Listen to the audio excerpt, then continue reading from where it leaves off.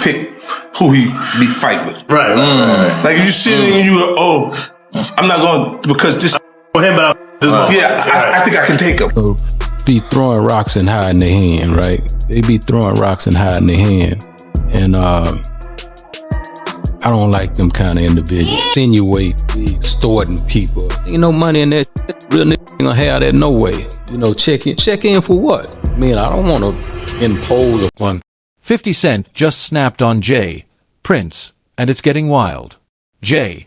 Prince tried to push 50 out of Houston like he owns the city or something, but 50 wasn't having it. He came back swinging, calling out Jay Prince for what he claims is a straight-up extortion game. And trust me, 50's not playing nice this time. Word on the street is, Jay Prince has been sending people to mess with 50's money moves, trying to shake things up behind the scenes. But 50, man, he's clapping back hard, already clowning Jay Prince on Instagram and straight up daring him to show face. Like, if you're real about it, pull up. And here's the crazy part. 50 allegedly has proof. Yep, real receipts that could blow up Jay Prince's whole operation. It's looking messy, and Jay Prince might not want that kind of attention. But let's be real, Jay Prince still has serious pull in Houston. He's got loyal people ready to ride for him, no question. So, even though 50's got the upper hand online, he might need to keep his head on a swivel. This clash. It's heavyweight, two powerhouses going at it, and neither one's backing down. It's been brewing for Insinuate, be extorting people. Ain't no money in that. Real nigga ain't gonna have that no way. You know, check in for what? I mean, I don't want to impose. 50's always had beef with that check-in game Jay Prince runs. And Jay Prince? He sees himself as the boss of Houston. No debate. Their drama used to be all talk from a distance. 50 rep pin New York, Jay Prince running things in hometown. But now, everything's different, and it's heating up fast.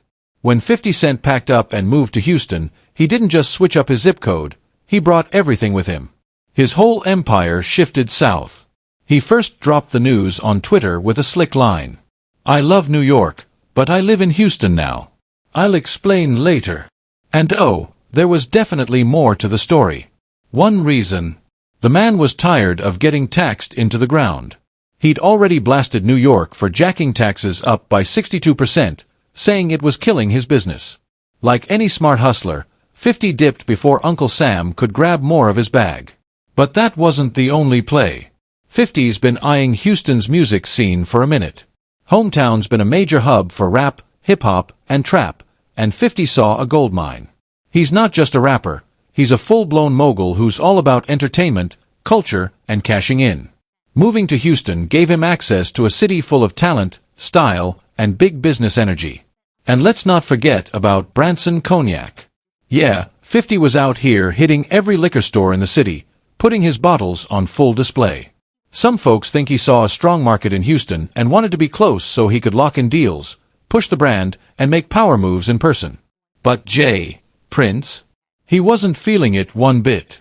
Word is, he saw 50's move as straight disrespect, like 50 was stepping on his turf. And for someone who's been running things in Houston for decades, that felt like a bold challenge. So, here's how it allegedly went down. Jay Prince tried to flex on 50 Cent right after he touched down in Houston. Word is, he wanted 50 to check in like everybody else, but not in a friendly way.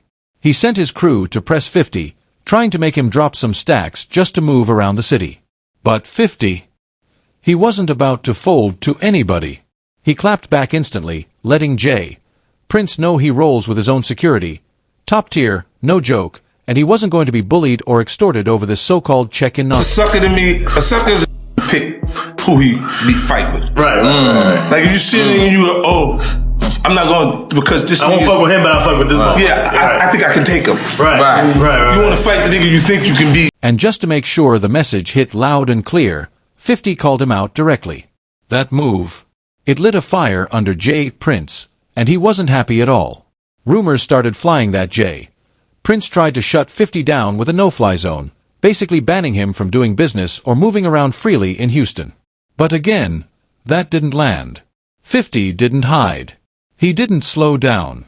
He kept moving like a boss, running his businesses, staying in the public eye, and even giving back to the community. At one point, 50 had big plans to build a $20 million film studio for G-Unit Films right in Houston. That move would have shifted power in a big way.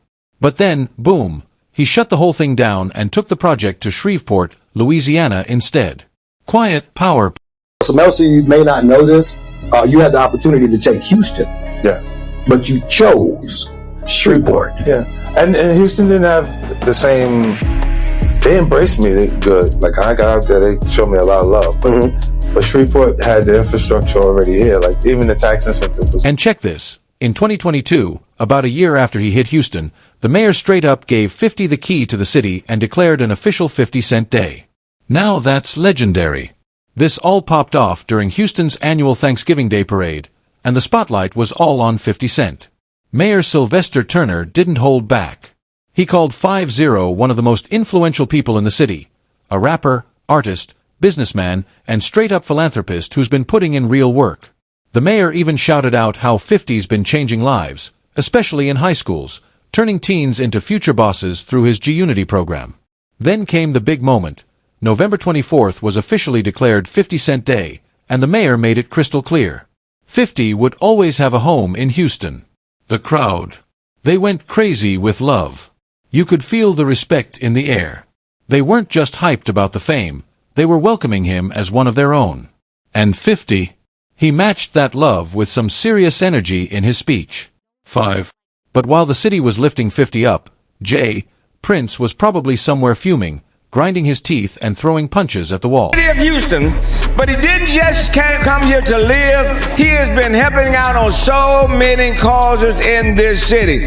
And especially, he has been in our high schools, turning our high school students into entrepreneurs with his G-Unity program. I've seen him firsthand. This city has been elevated because of his presence, and so today we have the honor of saying to him, he's our 2022 Grand Marshal. Give it up to Curtis 50 Jackson. Woo! Now before I call on him to speak, let me present you first a key to the city of Houston. Anywhere you go, 550 buildings, use the key, the door will swing wide open. Because 50 was outshining him on his own turf, taking the crown in a city Prince once ruled. But look, the facts speak loud. 50 didn't just roll into Houston to flex. He came through and actually built things through the G-Unit Foundation. He's been dropping real money into the community and backing welfare programs that matter. One major move, the G-Unity Business Lab, a hands-on program helping high school students in the Houston School District learn the ropes of entrepreneurship. On top of that, 50's made power plays in Houston's sports and entertainment world, too. His Sire Spirits brand locked down deals with the Rockets, the Astros, and the Texans. Man's everywhere. 50 Cent hasn't just been talking the talk in Houston, he's been putting in real work. In 2022, he kicked off the very first Houston Tycoon Comedy and Music Festival, bringing major energy to the city. That same year, he linked up with the Rockets to give away 1,000 free turkeys to local families for Thanksgiving, feeding people who really needed it. And he didn't stop there. In 2023, 50 dropped a jaw-dropping $850,000 worth of toys at a holiday event, all to help the citywide club hit their insane goal of giving away 100,000 toys to kids in Houston. That's not just generosity, that's next-level giving. Then in 2024, he stepped it up again, helping raise $500,000 for the Houston Children's Charity. He even auctioned off 2 huge bottles of his Le Chemin du Roi champagne at the gala, helping the event pull in a record-breaking $6 million total. That's wild. Bottom line, 50's made a real impact. Houston loves him, not just for the fame, but because he shows up and supports the people. Now, let's flip the coin. On the other side, you've got Prince and his so-called mob ties crew. And bro, where do we even begin? Instead of building up the city, Prince's name is tied to a long list of stories about shaking down artists. While 50's throwing charity events, Prince is out here claiming he's protecting folks who come through Houston. But some say it's nothing more than street-level extortion dressed up as community service. Prince gave himself the title of King of Hometown and made it a rule, If artists want to move around Houston without trouble, they gotta check in. Maybe we need to change the word for the youngsters. The checking in part, you know, is they seem to get hung up on that word checking in. Yeah. So if we could diversify that word and bring it up to a 2021 thing. Right. What's the word, OG? What's the word? Maybe we may want to tell them they need to get connected. 6. That means pulling up, paying respects, and, allegedly, sliding over a little cash just to stay safe. Sounds respectful on the surface, until you realize what's really behind that smile.